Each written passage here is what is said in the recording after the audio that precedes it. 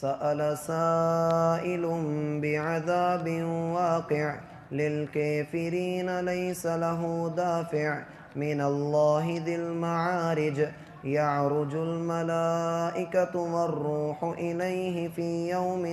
كان مقداره 50,000 سنة فاصبر صبرا جميلا إنهم يرونه بعيدا ونريه قريبا يوم تكون السماء كالمهل وتكون الجبال كالعهن ولا يسأل حميم حميما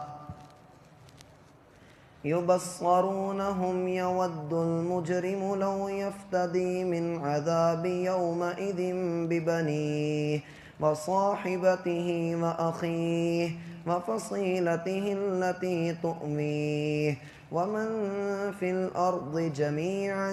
ثم ينجيه كلا إنها لظى نزاعة للشوى تدعو من أدبر وتولي وجمع فأوعي إن الإنسان خلق هلوعا إذا مسه الشر جزوعا وإذا مسه الخير منوعا إلا المصلين الذين هم على صلاتهم دائمون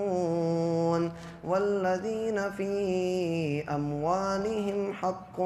معلوم للسائل والمحروم والذين يصدقون بيوم الدين والذين هم من عذاب ربهم مشفقون إن عذاب ربهم غير مأمون والذين هم لفروجهم حافظون إلا على أزواجهم أو ما ملكت أيمانهم فإنهم غير ملومين فمن ابتغي وراء ذلك فأولئك هم العادون والذين هم لأماناتهم وعهدهم راعون والذين هم بشهادتهم قائمون والذين هم على صلاتهم يحافظون أولئك في جنات مكرمون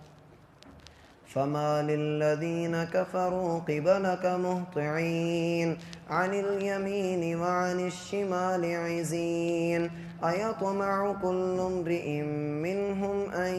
يدخل جنة نعيم كلا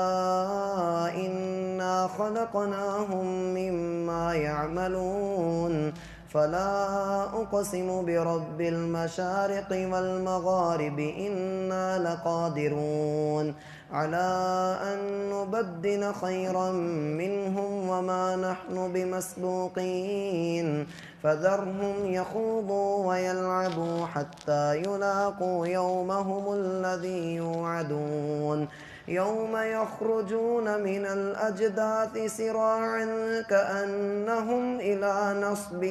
يوفضون خاشعة أبصارهم ترهقهم ذلة ذلك اليوم الذي كانوا يوعدون.